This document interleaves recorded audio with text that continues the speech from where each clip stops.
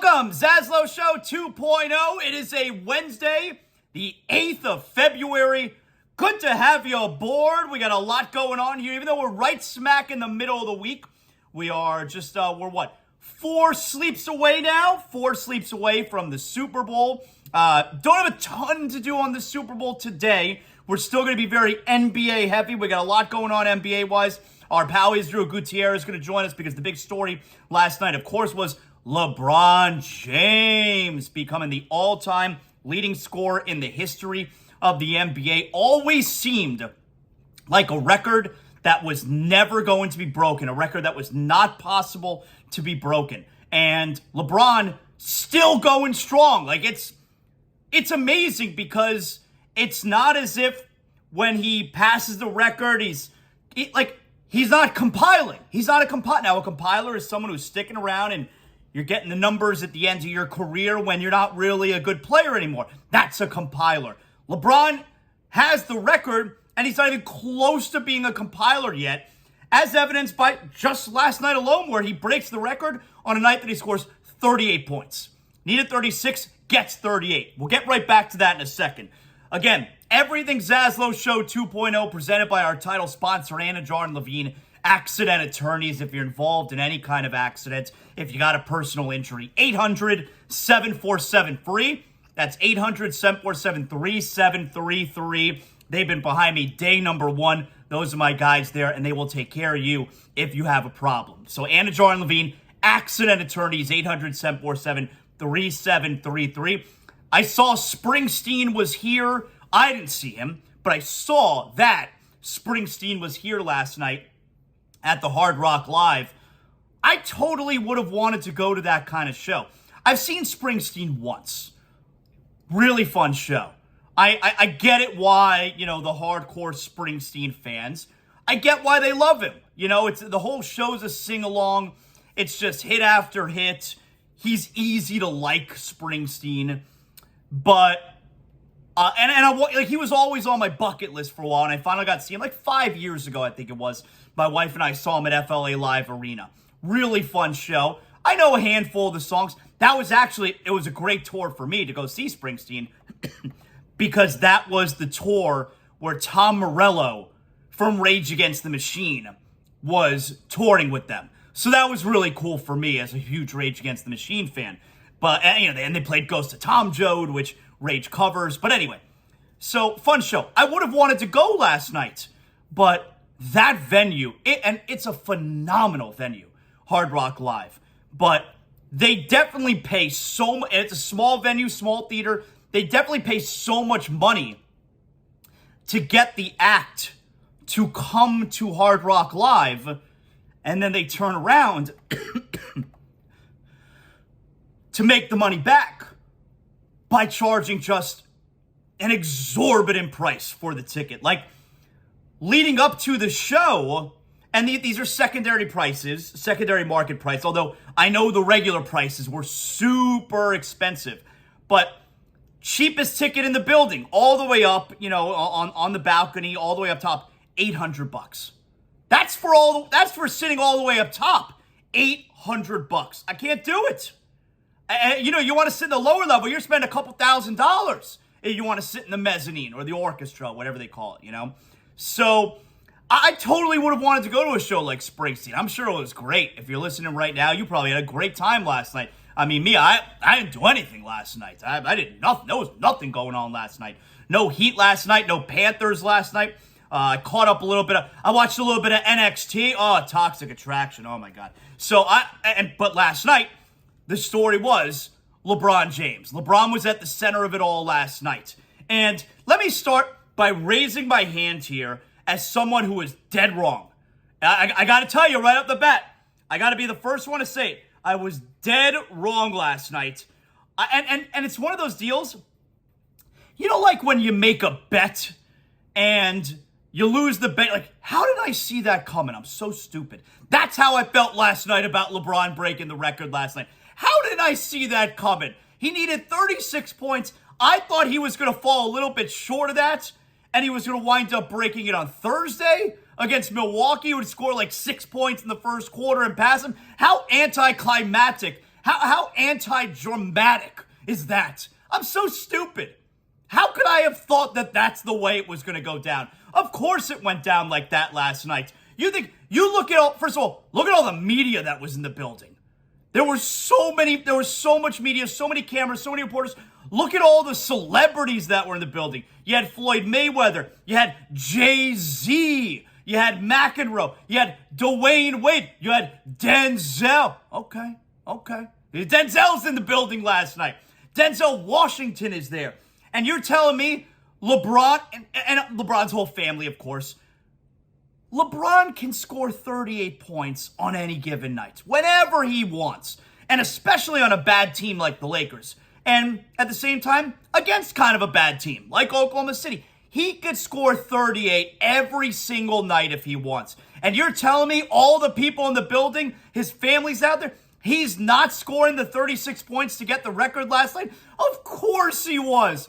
Like, I thought the whole time it was leading up to he wants to do it against the Bucks, a really good team. Wants to do it against Giannis. Also wants to stick it to Kareem because you know he's got beef no matter how humble he was, and which is the way that you have to be. No matter how humble he was last night toward Kareem, he's got beef. He wants to do it against Kareem's old team, the Bucks.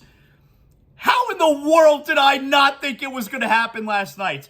And I'm glad it happened last night. Not even because, I'm glad it happened last night so we don't have to talk about this anymore.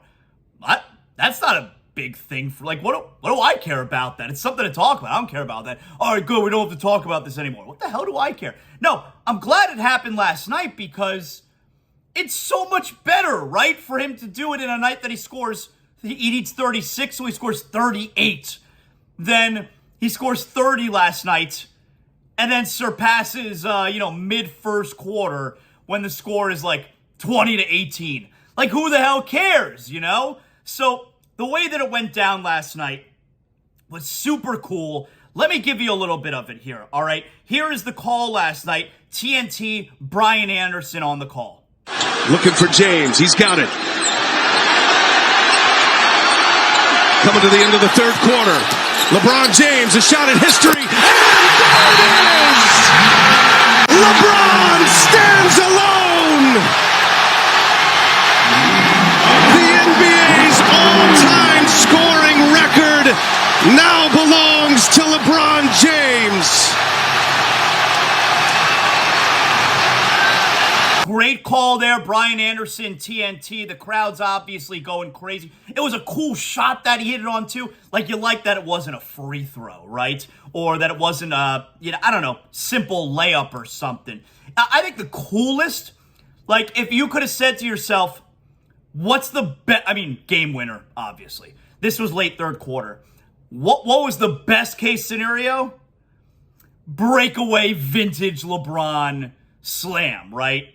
That would have been the best case scenario as to how that record could have been broken. But like that, close game, he's having a huge night. Fadeaway jumper, difficult shot. Thomas Bryant was down low. He was boxing out. He had position. He was calling for the ball. LeBron's like, nah, I'm taking this shot. I want that record, Thomas. I know you're working hard down there trying to get that position, but I'm taking the shot here. Balls moved by Thomas Bryant calling for the ball down there. It was a cool shot that he hit it on, and then he had a really cool celebration. Now, look, you may be saying to yourself, ZASLOW, I thought you hate LeBron. First of all, I would not say that I hate LeBron, all right? I think he's super, not even I think, he's super hypocritical. I think he's phony. I don't like the person that he's become over the last however many years. He was playing down here over 10 years ago he got here. 13 years ago he got here. Obviously, someone in their late 30s is a lot different than someone in their mid-20s. I'm a lot different. I'm in my early 40s. I'm a lot different now than I was in my early 30s, late 20s. He's not the same guy, all right? I'm not a fan of him off the floor. On the court, oh my God, he's phenomenal. You've never heard me say anything different. But off the court, I'm not a fan. But here's the thing. You can't do the whole, today's about celebrating LeBron. Today's about acknowledging that achievement last night, acknowledging everything that he's done for the game, what he's been for the game. Dude never gets in trouble. No matter what I think of him off the court, never gets into trouble. Come on, he has a pristine resume in regards to, if we're talking extracurricular activities and how he represents the league in that fashion, come on, amazing ambassador in that fashion. Today's not the day to be busting on LeBron. And I've seen some stuff on social media. You're stopping the game? We're in the middle of a game. You're doing a whole ceremony? Yeah, you stop the game because it's the all-time scoring record in the history of the NBA. And by the way, a record that stood for, I think it was about 40 years. Yeah, you're stopping the game.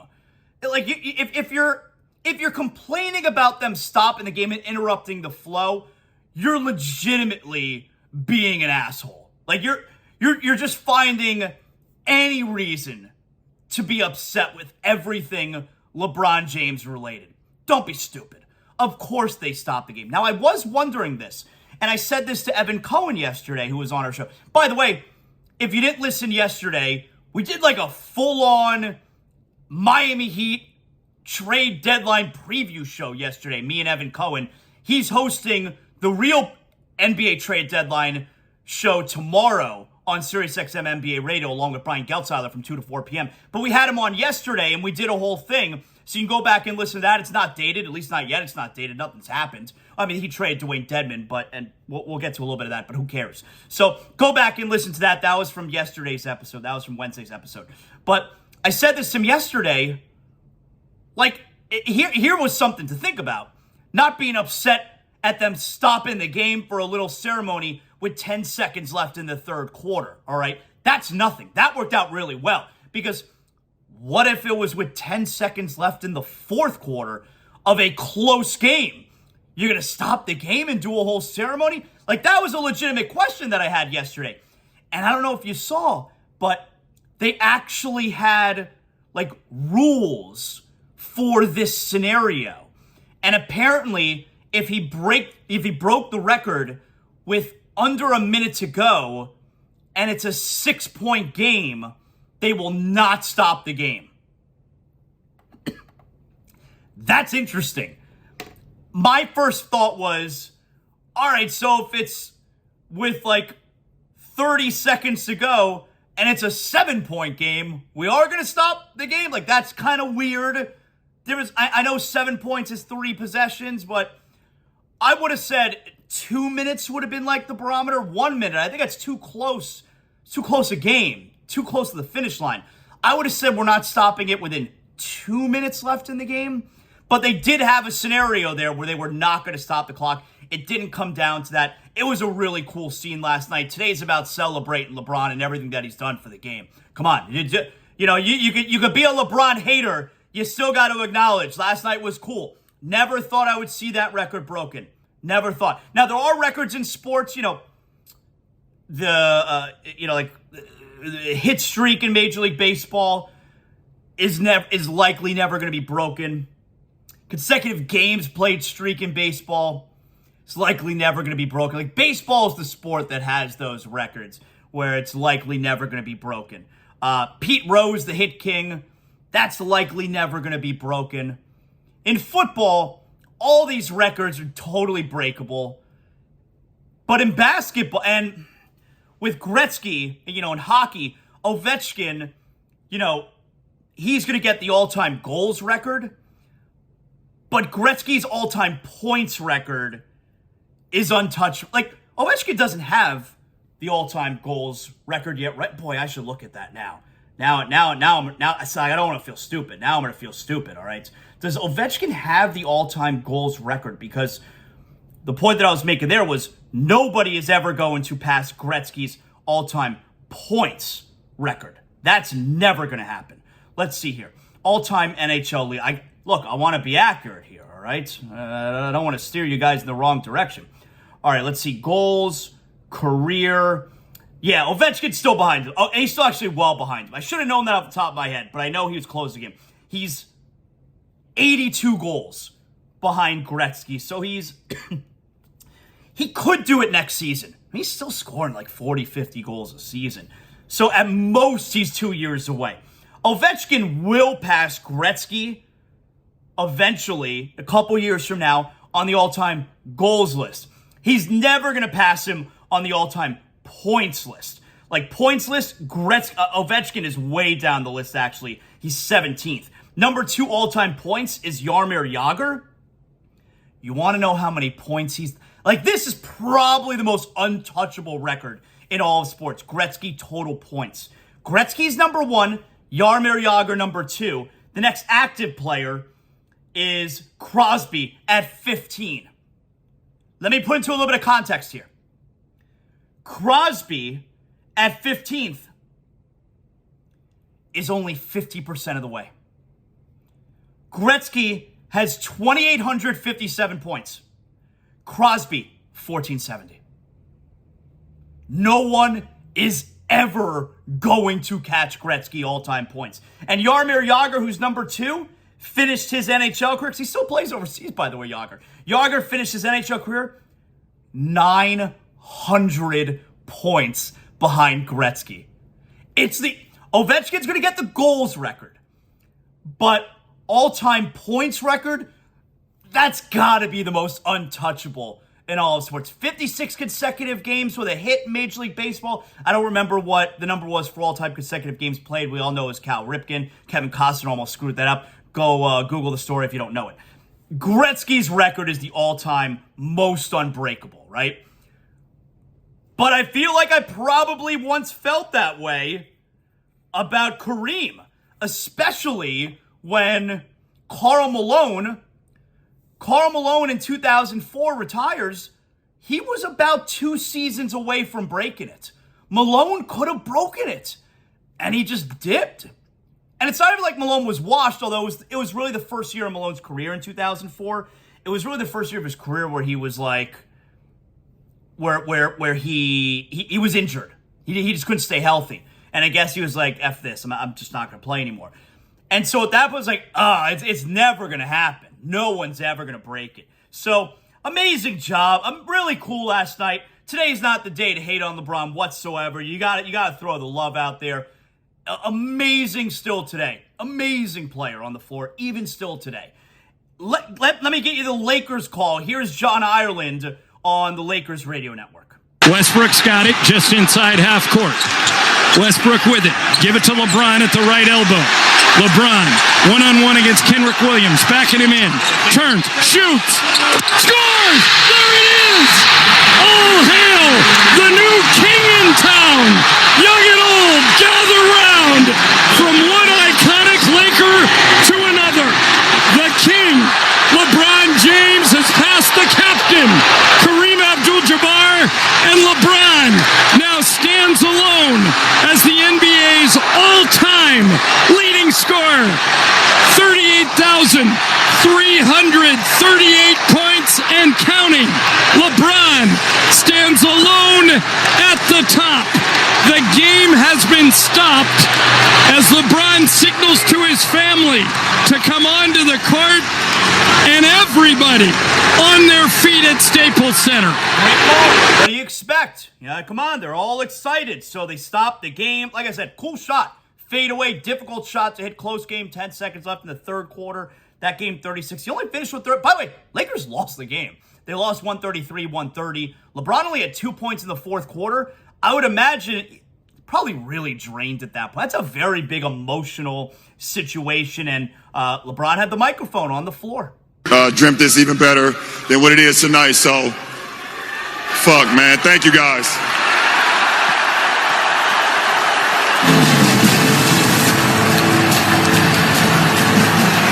Oh, what a moment. Look, sometimes you got to let the expletives fly. It's a very big moment, all right? You can't blame LeBron in that spot. Let me give you a little bit of a LeBron post-game here, looking back on the night's festivities. How does it hit you to sit atop that scoring mountain? I don't think it has. I don't think it has hit me.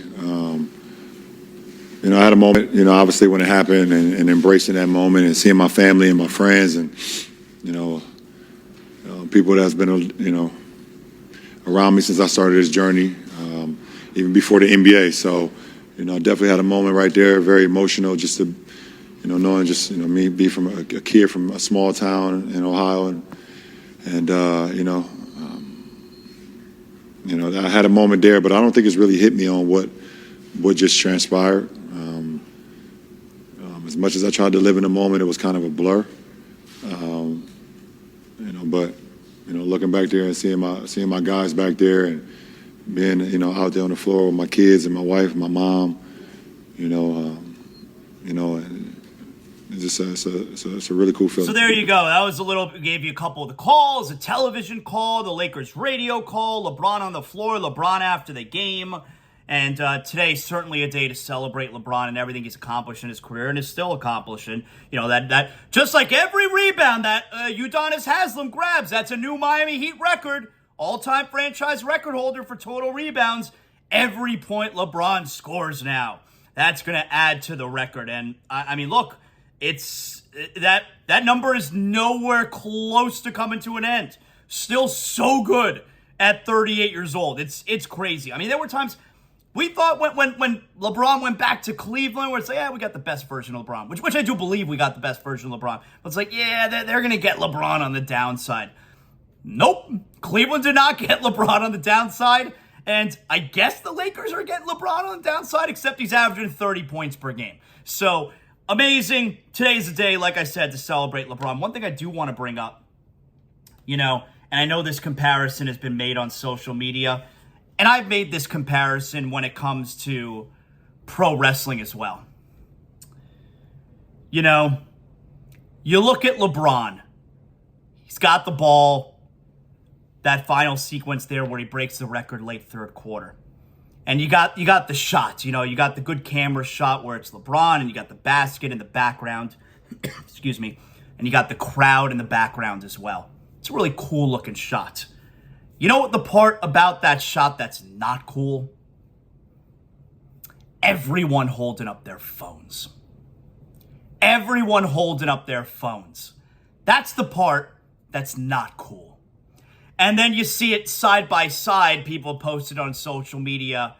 You see it side by side with Michael Jordan's final shot with the Bulls, 1998 Game 6 NBA Finals. Same kind of camera angle, some taking a jumper. You got the crowd in the background, and everyone's just into it and living in that moment. And I've made this point many a times with pro wrestling. The pro wrestling crowd is so, especially WWE, is so different now. Where the crowds used to just be crazy at pro wrestling. So a big event, a big moment happens. Big star comes out of the dressing room. So much cheering and yelling and the arms and jumping up and down. Now, you gotta hold up that phone. Everyone's got the phones. You don't have as much cheering now. You don't have the jumping up and down. Your phone's gonna be, wobbling all over the place. Same thing last night. And it really hurt the professional wrestling crowd.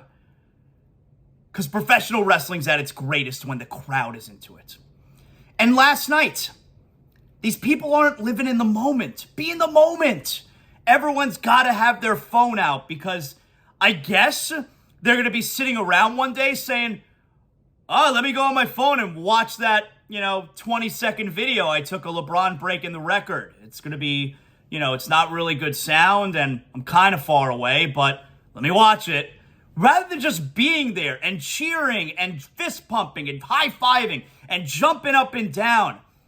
And you know what? We're never going to go back to the way it was. I don't want to sound like an old man, but I'm right here, right? And it's not as if you can't, for the rest of your life, forever, you're going to be able to go back and watch LeBron break in that moment.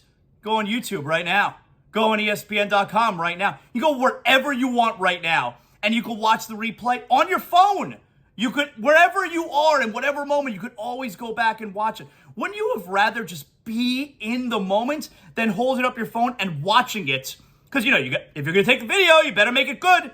Wouldn't you rather watch the game than watching it through your phone because you're trying to take a good video? I don't get it, man. I don't get it. But we're never going back to the way it was before. Evan Cohen brought this up on the show yesterday as well when we were talking about Kyle Lowry, Goran Dragic, and he mentioned LeBron James, how he's going to have his jersey retired by the Heat one day. That's already, I think all of us have come to the realization that, yes, that's going to happen one day, and it's completely appropriate as well, no matter what I think of LeBron James. It's completely appropriate. But if you had any kind of doubt, he's the NBA's all-time leading scorer. The Heat are retiring his jersey, all right? The NBA's all-time leading scorer played in his prime for the Heat, and they won 2 championships. They're retiring his jersey. So, I was wondering, though, yesterday, if we weren't, now we're a day away, yesterday 2 days away, if we weren't so close to the NBA trade deadline, I wonder if Pat Riley would have been at the game yesterday. I feel like he would have. But I don't think he has all that time to be away from the business that the Heat need to conduct right now to be at that game. Like, if that game was last week, I think Riley's there. All the stars, all the Laker greats. Wade was there. I think if that game was last week, Riley's there. And it's a great look, too, for Riley and the Heat if Riley were there last night. I think if the Heat didn't have to conduct all of their business right now, because you better believe that they got to conduct that business. Got to find a way to get rid of this Kyle Lowry. I think if the game was last week, Riley's there. It would have been cool if he was there last night, but I just don't think he's able to get away at this point. All right. Hey, I got to tell you guys, if you're looking for a spot to watch the Super Bowl, all right, you know my spot is Briny Irish Pub, Pompano Beach, all right? We're talking great food, mahi tacos, fish and chips. You know I love the shepherd's pie. Come on now, a prime rib. You had the prime rib special just a couple nights ago, Monday night. Today, actually, Wednesday, it's fish and chip special. Last night, mahi tacos. That's why those are at the top of my mind. They got these egg rolls, Philly cheesesteak egg rolls that I love, but so many craft beers on tap, and live music every single day at Briny Irish Pub, Pompano Beach, world's greatest upscale dive bar. Atlantic Boulevard all the way to the Atlantic, but park behind the Briny. Don't park in the pay lot on the north side. Park behind the Briny, which is south side, all right? And they'll validate your tag. You will not have to pay for parking. You walk on the beach, you jump back into the Briny, you have yourself some drinks. Like I said, great food, great drinks, live music every night at the Briny. And if you're there between 4 and 7 p.m., that's happy hour, all right? 4 to 7 p.m. is the Briny hour, world's greatest upscale dive bar. Great place for the Super Bowl this weekend, Briny Irish Pub, Pompano Beach.